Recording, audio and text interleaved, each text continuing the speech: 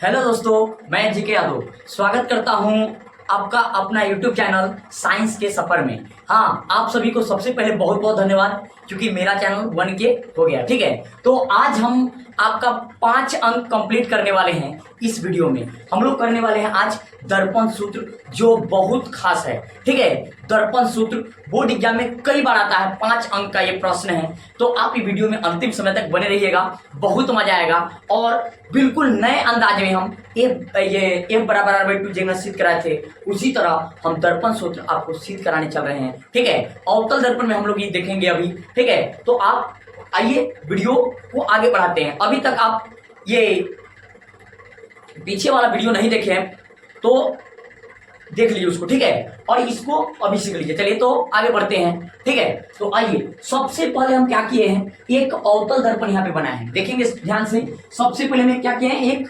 अवतल दर्पण यहाँ पे हम बना लिए हैं। ये मेरा एक अवतल दर्पण है। कौन दर्पण है? अवतल दर्पण है। और अवतल दर्पण में ये भी एक वस्तु है। हाँ, ये भी क्या है? वस्तु है, जिसको हम अनंत एवं वक्रता केंद्र के बीच रखे हैं यहाँ पे। तो उसका प्रतिबिंब क्या हो रहा है कि वक्रता केंद्र और फोकस के बीच a डैश b डैश के रूप में बन रहा है। a डैश b डैश के रूप में बन रहा है। अब हम क्या किए कि दर्पण के छोटे से द्वारा के लिए यहाँ पे mn हम मान लीजिए। क्या मान लीजिए? mn। इस तरह से, क्योंकि इसमें हमको त्रिभुज बनाना है और त्रिभुज बनेगा तभी आपका ये दर्पण सूत्र प्रूव होगा। ठीक है, दर्पण सूत्र सबसे पहले क्या होता है तो जान लीजिए, 1/v प्लस 1/u बराबर 1/f को क्या कहा जाता है? दर्पण सूत्र। बोले तो मिरर फार्मूला। क्या कहते हैं इसी को? Mirror formula. ठीक है, मिरर फार्मूला। तो आपका ये मिरर फार्मूला है और ये बहुत खास है।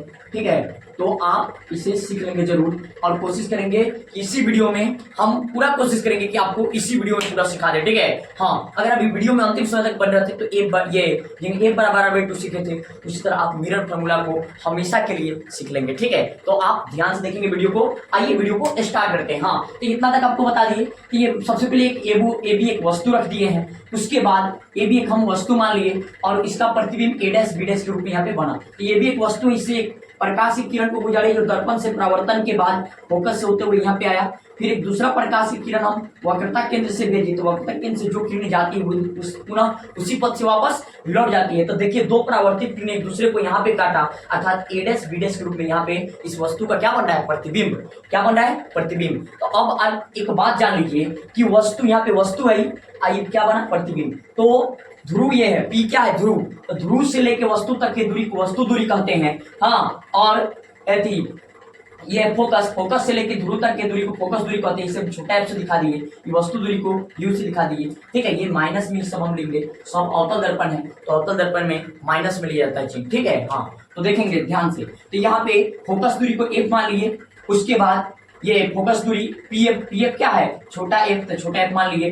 bp क्या है? bp है वस्तु दूरी, तो वस्तु दूरी को माइनस u से दिखा दिए bp। बोले तो b से लेके p तक की दूरी को दिखा दिया हम माइनस u से। ठीक है, उसके बाद क्या लिखे हैं? b डैश p को हम माइनस v से दिखाए हैं। क्या चीज दिखाए? माइनस v से दिखाए, क्योंकि यह प्रतिबिंब दूरी है। देखिए यहाँ पे प्रतिबिंब से लेके ध्रुव तक के दूरी को प्रतिबिंब दूरी कहते हैं। तो यहाँ से लेके यहाँ तक आपका माइनस v हो गया। ठीक है, ये क्या है? माइनस v हो गया। तो आइए अब उसके बाद cp क्या है? c से लेके p तक की दूरी को वक्रता त्रिज्या कहते हैं, हम r लिख दिए। क्या लिख दिए? r। तो आइए वीडियो को आगे बढ़ाते हैं। तो सबसे पहले आप एक बात जान लीजिए कि अगर दो त्रिभुज हो, कई त्रिभुज हो, दो त्रिभुज हो, जैसे यहाँ पे कोई त्रिभुज है, जैसे यहाँ पे ए और ABC, और फिर यहाँ पे एक त्रिभुज है, ध्यान देंगे आप बढ़िया से, CDF। इस तरह से त्रिभुज है।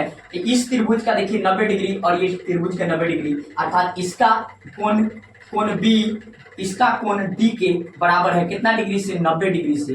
अगर यहाँ थीटा है, आयता हूँ थीटा है, तो ये दोनों में मिल रहा है, तो कोण C बराबर आप कोण F लिख सकते हैं। ये क्यों? तो ये दोनों में शामिल होने से लिख सकते हैं। तो किसी त्रिभुज की एक बात जान लीजिए, किसी त्रिभुज का दो कोण अगर आपस में बराबर है तो तीसरा कोण अपने आप बराबर होता है। तो A जो है, A वो C के अपने आप बराबर हो जाएगा शेष कोण से। तो कोण A बराबर कोण C बराबर हो गया इस शेष कोण से। अर्थात ये जब किसी एक त्रिभुज का पूरा कोण किसी दूसरे त्रिभुज के पूरा कोण के बराबर हो तो दोनों त्रिभुज आपस में समरूप कहलाते हैं। क्या कहलाते हैं? समरूप। क्या हो जाते हैं? समरूप। रूप में समान, हाँ, बड़ा छोटा से कोई मतलब नहीं है, वो दोनों समरूप होते हैं। क्या होते हैं? समरूप होते हैं। तो उनका गुण मैच करता है। गुण क्या मैच करता है? कि दोनों त्रिभुज आपस में समरूप हो जाएंगे। समरूप का मतलब त्रिभुज ए बी सी समरूप हो जाएंगे क्या? त्रिभुज सी डी एफ के। ठीक है। और अगर दो त्रिभुज आपस में समरूप हो जाए तो उनकी भुजा समानुपाती और बराबर होते हैं। समानुपाती और क्या होते हैं? बराबर होते हैं। तो आप ध्यान देंगे, इसका अगर ये लंब लेंगे ए बी, तो ए बी ले लिए, ए बी अगर इसमें का ए बी लिए तो इसमें का लंबे लेना पड़ेगा। क्या लेना पड़ेगा बताएंगे आप? क्या लेना पड़ेगा? C D. इसका लेंगे सी डी। ठीक है। उसी प्रकार अगर इसका आधार ले रहे हैं बी सी, यहाँ पे आधार आप लिए बी सी, तो इसका भी आप आधार लेना पड़ेगा आपको भी। इसका आधार लेना होगा क्या? इसका आधार लेना होगा क्या? लेना होगा आपको? इसका आधार लेना होगा आपको डी एफ। क्या लेना होगा? D F. इस प्रकार ये बराबर होता है। ठीक है। तो ये आपका समद्विबाहु त्रिभुज के लिए जब दो त्रिभुज आपस में समरूप हो तो उसकी भुजा समानुपाती और बराबर होता है। इतना बात जान गए तो आपके लिए ये दर्पण सूत्र कुछ है नहीं, इसी वीडियो में आपका कंप्लीट हो जाएगा। ठीक है। तो आइए देखेंगे, अब आगे हम लोग देखते हैं। चलिए, यहाँ पे मानने वाला हम कुछ काम किए हैं। ठीक है। क्या कि सबसे पहले एक हम दर्पण बनाए हैं, जिस दर्पण का नाम है क्या? एमएन। एक अवतल दर्पण है। देखिए दर्पण का नाम क्या है? एमएन। दर्पण का नाम क्या है बताएंगे सब कोई बढ़िया से? एमएन। तो यहाँ पे माना गया है कि एमएन एक अवतल दर्पण है। एमएन एक कौन दर्पण है भाई? ये कौन दर्पण है? अवतल। ये कौन दर्पण है? अवतल दर्पण है। एमएन एक कौन दर्पण है?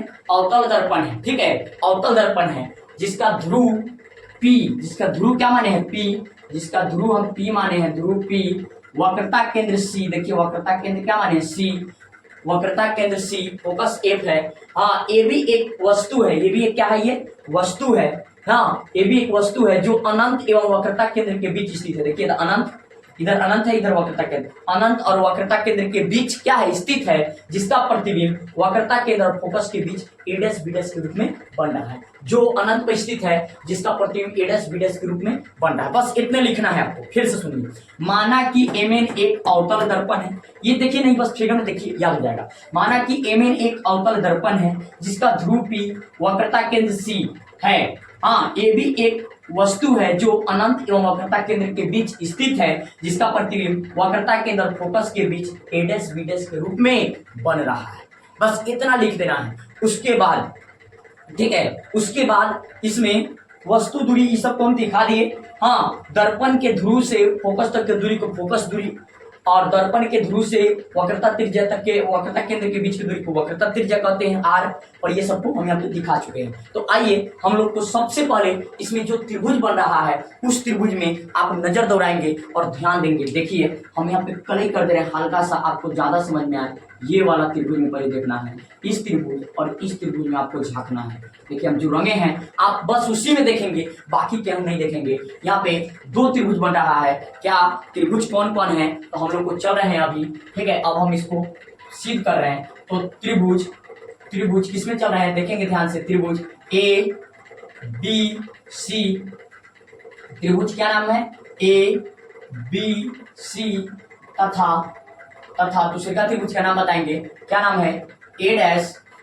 यहाँ पे क्या है? ए डैश बी डैश, ए डैश बी डैश सी, ए डैश बी डैश सी में इसमें चल रहे हैं। तो आप हमें थोड़ा सा ध्यान देंगे और बताएंगे इस त्रिभुज का। देखिए तो ये कोण बी इस त्रिभुज के कोण बी डैश के बराबर है, क्योंकि 90 डिग्री बन रहा है। यहाँ पे भी 90 डिग्री बन रहा है, इस तरह से है। तो देखिए यहाँ से इस तरह से ए बी और सी, तो यहाँ 90 बन रहा है। ए वो ऐसे बन रहा है, आप ध्यान से देखिएगा तो समझ में आएगा। यहाँ बी डैश है, तो देखिए यहाँ 90 बन रहा है। ठीक है, बन रहा है। तो इस प्रकार है। तो ये क्या है? 90 डिग्री से कौन कौन बराबर हो जाएगा? कोण बी बराबर कोण बी डैश ये बराबर हो जाएगा क्या चीज से?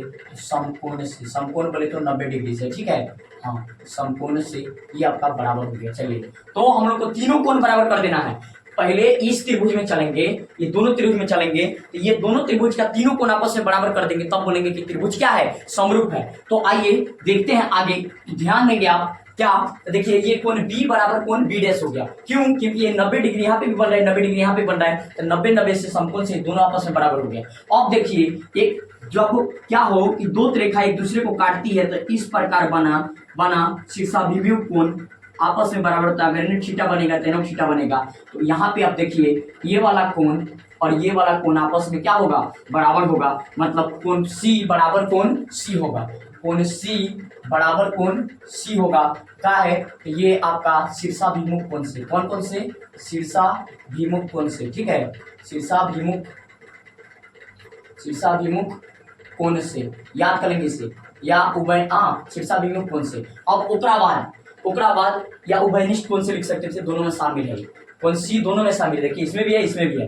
अब इस त्रिभुज का दो कोण इस त्रिभुज के दो कोण के बराबर हो गया, तो तीसरा ये वाला कोण और इसका ए डैश आपस में अपने आप क्या हो जाएगा, बराबर हो जाएगा शेष कोण से। हम लिख सकते हैं कोण ए बराबर कोण ए डैश, कोण ए बराबर कोण ए डैश। ये क्यों किए हैं तो आप हमें बताएंगे। यह है आपका शेष कोण से, कौन से? शेष कोण से।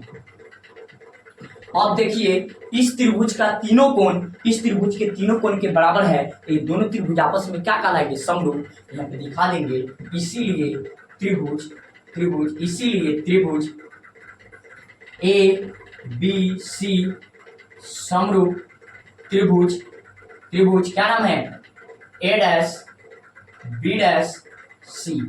इसीलिए त्रिभुज ए डैश बी डैश सी, ठीक है, ए डैश बी डैश सी।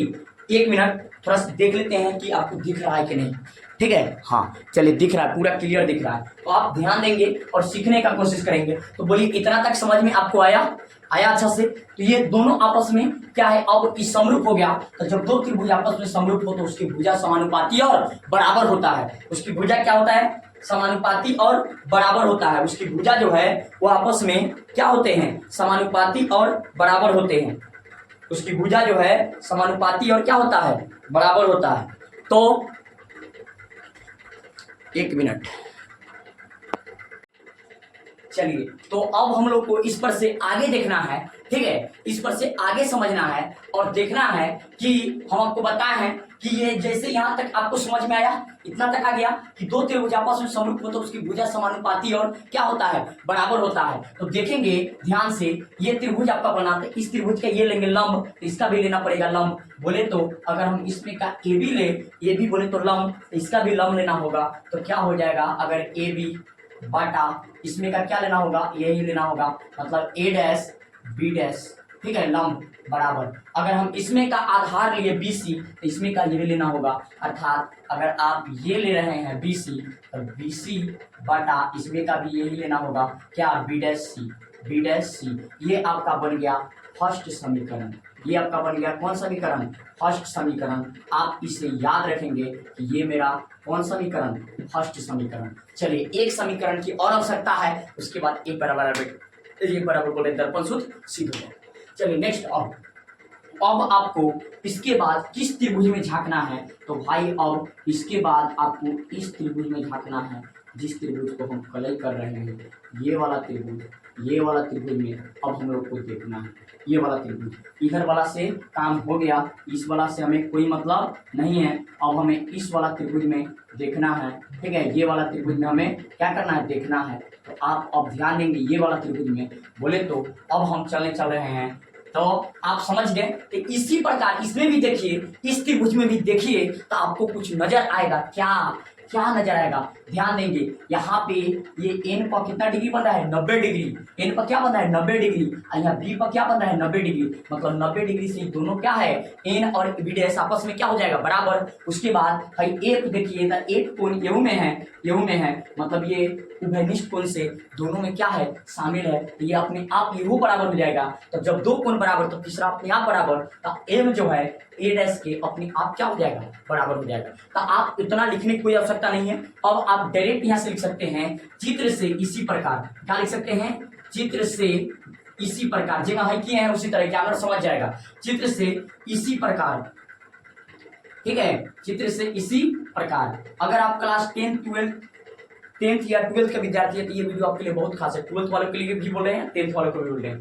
चित्र से इसी प्रकार त्रिभुज कौन एम एम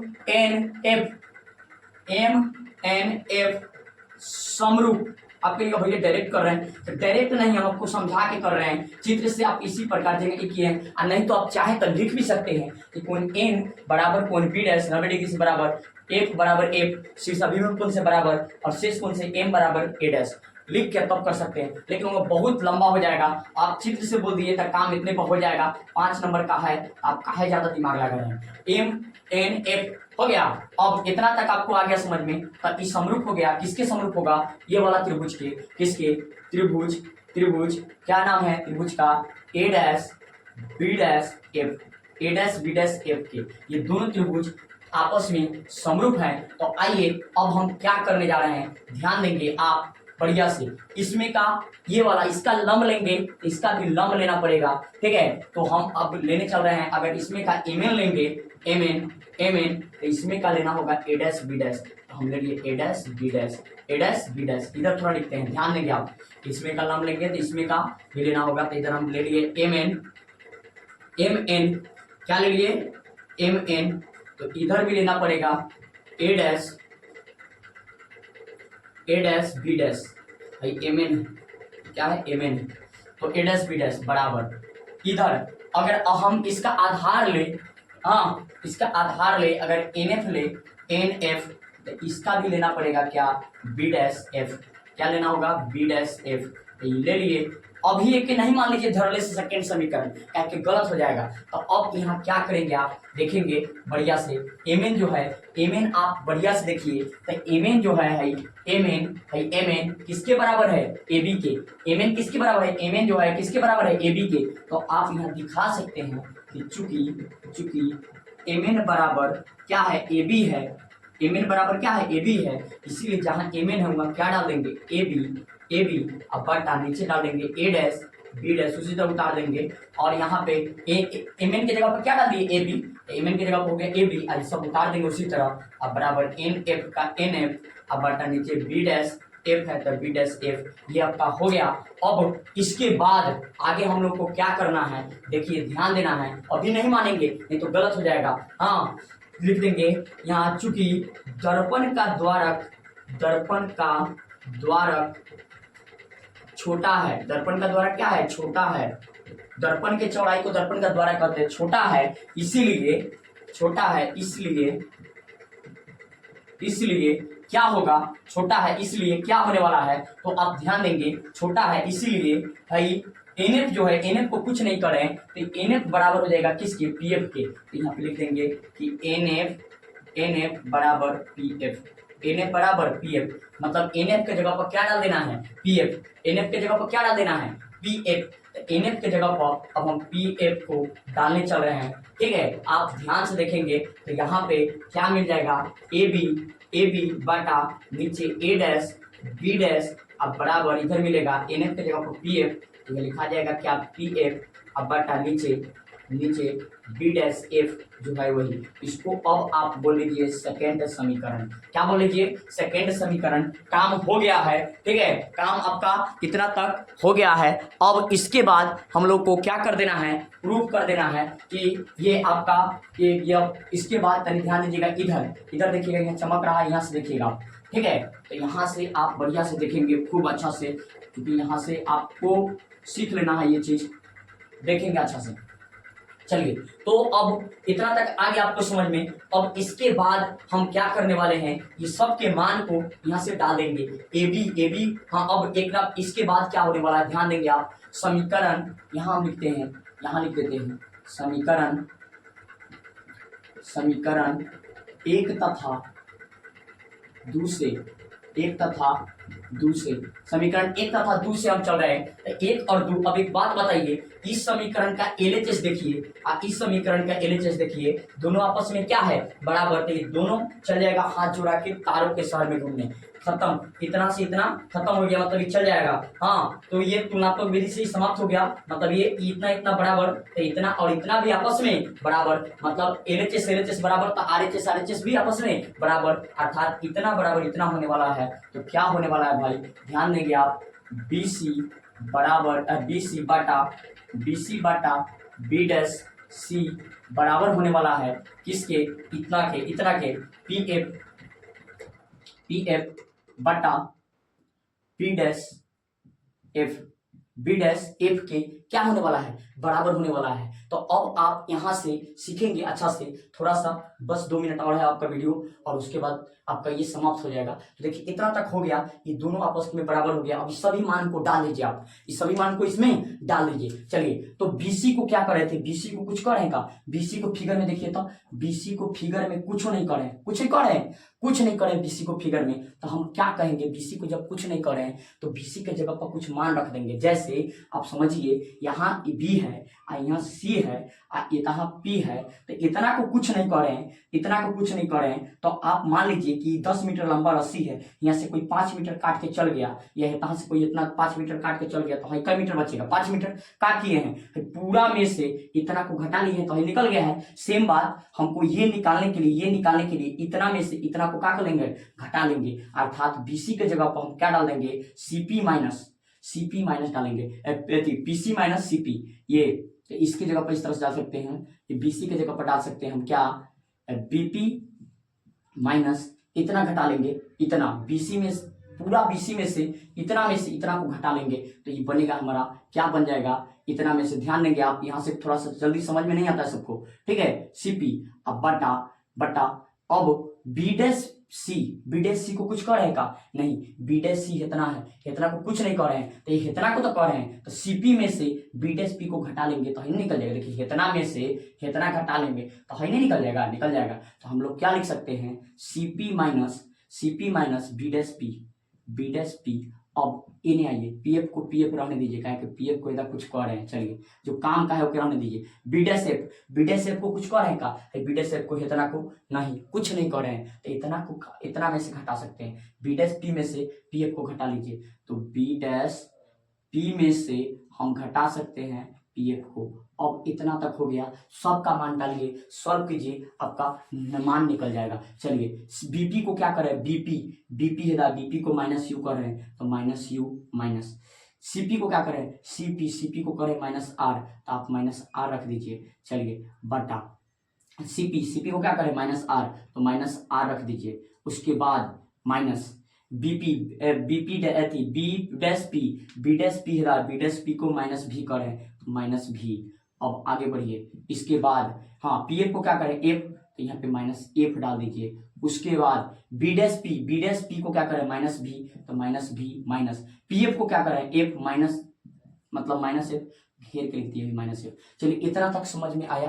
अब आगे बढ़ते हैं, देखिए माइनस यू के माइनस यू, माइनस क्या हो जाएगा, प्लस आर बराबर बटा नीचे आर का आर है, माइनस क्या हो जाएगा, प्लस भी बराबर है निकाली। देखिए यहाँ क्या होने वाला है, आप ध्यान देंगे, ठीक है। अब यहाँ ये माइनस एफ के माइनस एफ बटा माइनस भी के माइनस भी, माइनस क्या हो जाएगा, प्लस एफ। इतना तक समझ में आया। अब क्या करने वाले हैं हम, देखिए हम आपको सीध कराए थे उस दिन, तो आपको बताए थे कि आर बराबर फॉर्मूला क्या होता है, आर बराबर फॉर्मूला होता है एफ, 2f या एफ बराबर आर बाई 2। तो वही ना, आर की जगह पर हम क्या डाल सकते हैं, 2f, जहां आर मिले वहां 2f डाल दीजिए, आर की जगह पर 2f डाल दीजिए। चूंकि आर जो होता है वो 2f के क्या होता है, बराबर होता है, आर जो है वो 2f के क्या होता है, बराबर होता है। तो इसको आप यहाँ डाल दीजिए, आर की जगह पर माइनस यू के माइनस यू, आर की जगह पर डाल देंगे 2f बटा नीचे यहाँ पे आर है तो यहाँ पे डाला जाएगा 2f, माइनस रहबे करेगा, प्लस भी के भी बराबर माइनस एफ के एफ बटा माइनस यू माइनस भी है तो भी, ध्यान देंगे, और उसके बाद प्लस एफ। अब यहाँ से क्रॉस गुना करेंगे, आप क्या करेंगे, क्रॉस गुना, और यहाँ से सिद्ध हो जाएगा। देखिए क्रॉस गुना करेंगे तो u से माइनस यू से भी में गुना कीजिए, तो माइनस क्या हो जाएगा, प्लस यू भी, क्या हो जाएगा, यू भी प्लस यू से, अब एफ में प्लस है तो प्लस यू से एफ में कीजिए तो हो जाएगा माइनस, प्लस माइनस क्या हो जाएगा, माइनस यू एफ, क्या होगा, माइनस यू एफ बराबर। एगो से कर लिए, अभी रुकिए, एगो से किए हैं, अब ये से कीजिए, तो माइनस से में करेंगे तो माइनस 2f से भी में करेंगे तो माइनस 2vf, अब प्लस है तो प्लस, अब 2f से f में करिए तो 2f स्क्वायर। यहाँ से आप आगे देखेंगे बढ़िया से, यहाँ से आप आगे देखेंगे, इसको हम थोड़ा सा रिमूव कर दे रहे हैं, ठीक है, हाँ देखेंगे आप अब बढ़िया से, यहाँ से इसको घेर रहे हैं इधर। चलिए तो आप यहाँ से देखेंगे बराबर के बराबर, अब इधर से इधर गुना करेंगे, देखिए माइनस और माइनस क्या हो जाएगा, प्लस, प्लस हो जाएगा और प्लस होगा, और उसके बाद 2f में f से गुना करेंगे तो 2f² plus minus minus f से v में करेंगे तो माइनस vf, क्या मिलेगा, माइनस vf। अब यहाँ से कटे उटे वाला है उसको आप कटा लीजिए, देखिए 2f² LHS में RHS में है तो ये दोनों प्लस में है तो ये कट गया। अब इसके बाद और कुछ होने वाला है, हाँ और कुछ होने वाला है, देखिए u v को u v रहने दीजिए और माइनस uf है तो uf रहने दीजिए। अब हेने आइए, देखिए बराबर के बराबर एने करी माइनस एगो भी है और हेने से जा रहा है, मतलब इन्हें माइनस vf का माइनस vf है, माइनस 2f हेने करी भेजिए तो हो जाएगा माइनस 2vf, हेने जाएगा तो प्लस 2vf हो जाएगा। अब यहाँ से आप आगे देखेंगे तो uv का uv माइनस uf का uf, थोड़ा सा हम देख लेते हैं कि आपको दिख रहा है कि नहीं, ठीक है, uf का uf, हाँ अब आपको दिखेगा, चलिए अब आपको दिखेगा। चलिए नेक्स्ट, तो इतना तक आप समझ गए, इतना को हम उतार लिए। अब बराबर देखिए ध्यान से, इतना को हम उतार लिए जैसे कि तैसे, इसको uv का uv, अब माइनस uf का uf, अब बराबर ये दो लिखा हुआ है uvf, और यहाँ पे एगो uvf, तो इनमें से क्या होगा, ये घटेगा तो हो जाएगा प्लस में एगो vf होगा vf। अब हम काम करते हैं, दोनों तरफ समीकरण में दोनों तरफ कुछ भी कह सकता है, दोनों तरफ uvf से भागा करने पर या भाग देने पर, तो दोनों तरफ भाग देंगे, तो भाग देने का मतलब क्या होता है, बट्टा में लगाएंगे, तो बट्टा में इसका लगाएंगे, इसके बट्टा में आप लगाएंगे uv के बट्टा में लगाएंगे uvf, काहे कि इतना से भाग दे रहे हैं, अब माइनस के बीच में तो माइनस, उसी तरह अब इसमें uf का uf, इसमें भी आप uvf से भाग दे दिए, अब बराबर vf का vf। थोड़ा सा वीडियो लंबा हो गया लेकिन कोई बात नहीं, आप सीख लीजिएगा अगर वीडियो देखिएगा बढ़िया से, तो इसमें भी uvf क्या होगा, uvf, दोनों तरफ uvf से कर दिए। अब जो कटे वाला है उसको कटा लीजिए, देखिए uv से uv कट गया, इधर देखिए u, देखिए यहाँ पे u से u कट गया, f से f कट गया, हाँ कट गया। उसके बाद इधर देखिए f से f कट गया, v से v कट गया। अब आपका इधर क्या बचा है, एक बचा है, तो इधर बचा है 1/f, मतलब ऊपर कुछ नहीं बचा तो एक बचा, तो ये लिख सकते हैं 1/f माइनस इधर क्या बचा है 1/v, अब बराबर इधर क्या मिला 1/u। अब इसको सजा लीजिए, इसको क्या कर लीजिए, सजा लीजिए, यहाँ से निकल जाएगा, इसको सजा लेंगे तो देखिए 1/f का 1/f बराबर माइनस v होने जाएगा तो प्लस में भी 1/v प्लस 1/u, इसी को तब प्रूफ करना था। ये आपका दर्पण सूत्र क्या हो गया, प्रूफ। तो इस प्रकार दर्पण सूत्र हम क्या कर दिए, सिद्ध कर दिए। अगर आपको ये वीडियो अच्छा लग रहा है, अच्छा लगा है, तो इस वीडियो को सभी अपने मित्रों दोस्तों के पास शेयर कर दीजिए, और आप इस चैनल पे नए हैं तो इस चैनल को क्या कर दीजिए, सब्सक्राइब कीजिए, अपने भाई को सपोर्ट कीजिए, ठीक है। और इस तरह का जो भी आपको डेरिवेशन चाहिए आप मेरे कमेंट बॉक्स में लिखिए कि भैया इसके बाद इस चीज का डेरिवेशन हमें सिद्ध करा दीजिए, हाँ लेंस सूत्र कराइए, लेंस सूत्र भी लेकर आने वाले हैं। इस वीडियो को आप अपने सभी मित्रों के पास शेयर करेंगे, अवतल में कराए हैं उत्तर में भी करा देंगे, ठीक है। जस्ट आज आपका शाम में 7 बजे लाइव भी होगा, ठीक है, लाइव क्लास भी होगा। तो धन्यवाद, फिर मिलते हैं आपसे नेक्स्ट वीडियो में, तब तक के लिए सभी को जय हिंद।